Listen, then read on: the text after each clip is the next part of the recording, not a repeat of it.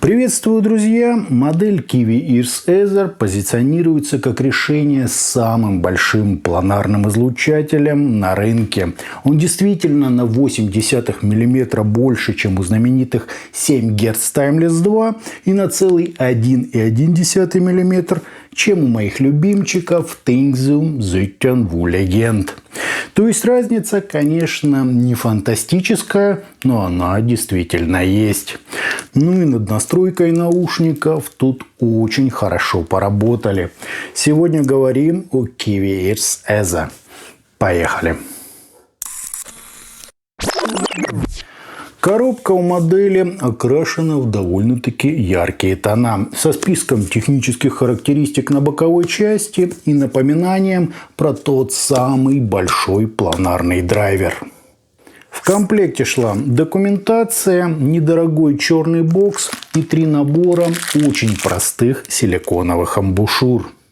Кабель на вид такой же, но приятный на ощупь, гибкий, с прямым металлическим штекером и сопротивлением на каждый из жил по пол-ома. Не идеал, но пользоваться таким можно. Чашечки чуть крупнее обычного, совершенно невесомые, почти полностью из гипоаллергенной смолы, с 4 отверстиями для компенсации, металлическим звуководом, такой же окантовкой и абстрактно оформленной внешней частью.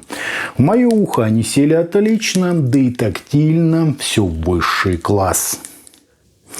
Вот так, друзья, это все и выглядит.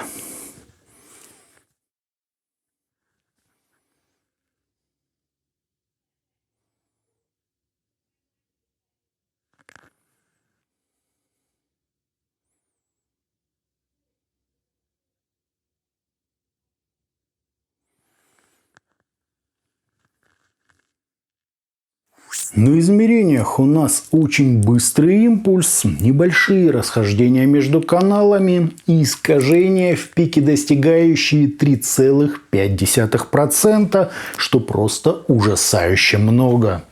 Фаза нормальная, а водопады на 30 и 60 дБ вы можете рассмотреть на приведенных графиках.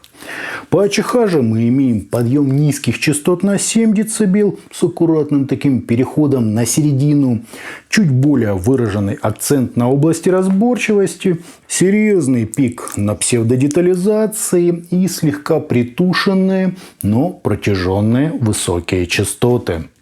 Как видите, это очень похоже на Yanding Canon 2, Zigats Jace Estrella и заточенные под Harman Syngod EVO 300.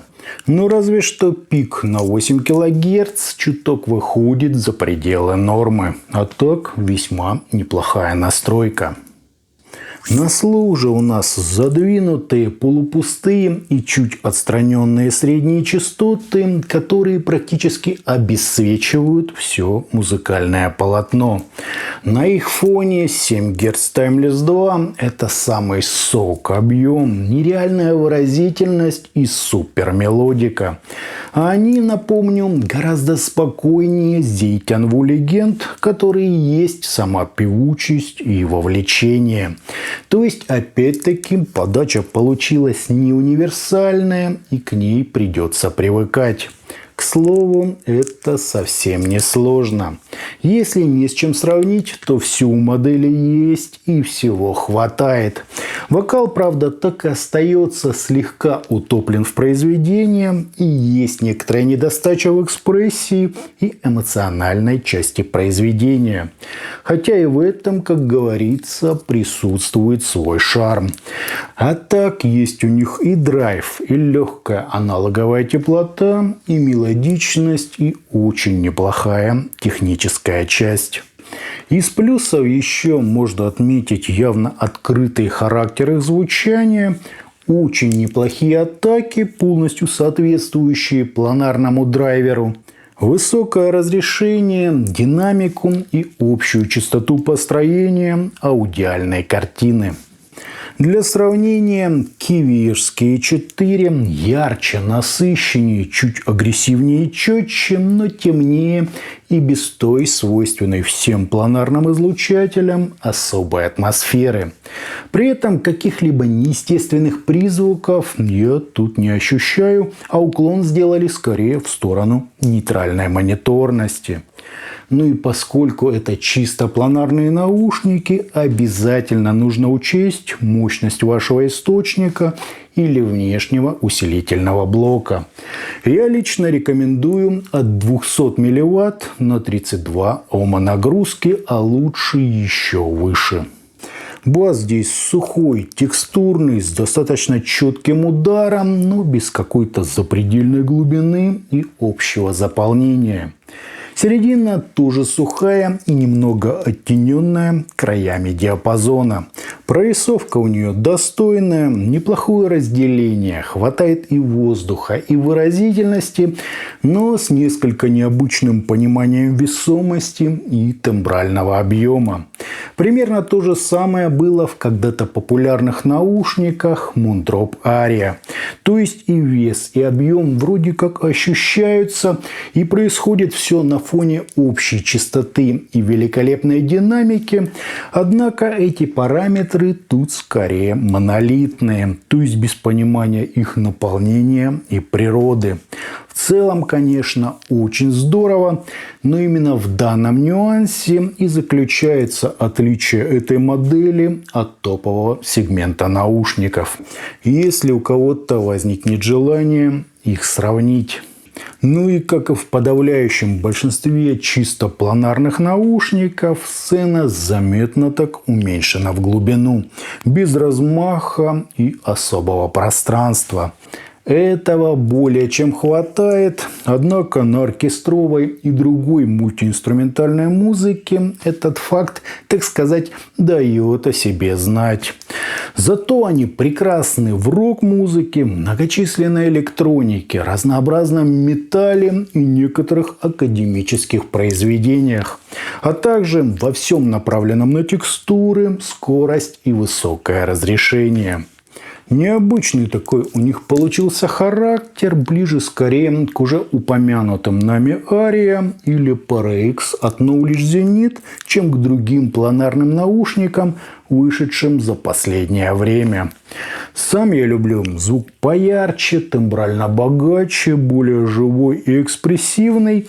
Здесь же у нас сплошное спокойствие и баланс практически по всем пунктам. Плюс небольшой уклон в мониторную сухость и некоторую такую отстраненность. С собранностью же и позиционированием полный порядок. Итогом наушники Kivii-Ears EZA приятно выглядят, удобно сидят, со спорным набором комплектующих, заметно превышающими норму искажениями и очень хорошо настроенной АЧХ. Именно ей мы, собственно, и обязаны балансом частот, отсутствием бубнижа, колкости или грязи на высоких частотах. Звучит модель спокойно, почти мониторно, с чуть задвинутым в глубину вокалом, широкой сценой и очень неплохой динамикой. Вообще, все, что касается технической части, здесь просто выше всяких похвал. А вот в плане эмоций, музыкальности и вовлечения в материал у тех же Kivii-Ears есть наушники сочнее и во всех смыслах богаче. Если вы ценитель именно планарного характера, то EZA дадут немного отличающееся от других планарных решений звучания. Не такое эффектное, конечно, но довольно-таки интересное. Могу понять и тех, кому эта модель понравится, и тех, кто предпочтет что-то совсем другое. А на сегодня это все. Мы говорили о модели Kivii-Ears EZA. Не забывайте про группы ВКонтакте и Телеграме, на которые обязательно нужно подписаться. Всем, друзья, добра!